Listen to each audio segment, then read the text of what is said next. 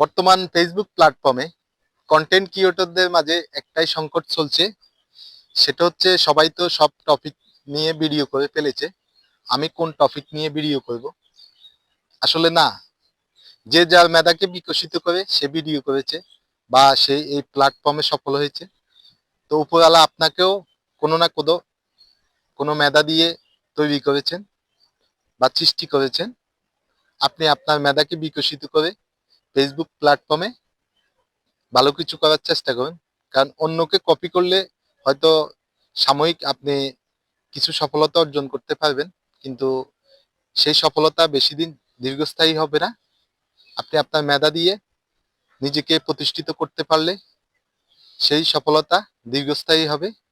সেই জন্য চেষ্টা করবেন সবসময় নিজের বুদ্ধিমতে চলার জন্য। অন্যের বুদ্ধি নয়, নিজের বুদ্ধি হচ্ছে খাঁটি, অন্যের বুদ্ধি সবসময় আপনার বিপদ ডেকে আনবে। আল্লাহ হাফেজ, সকলে ভালো থাকবেন। অবশ্যই ভিডিওটা ভালো লাগবে লাইক কমেন্ট শেয়ার দিয়ে পাশে থাকবেন।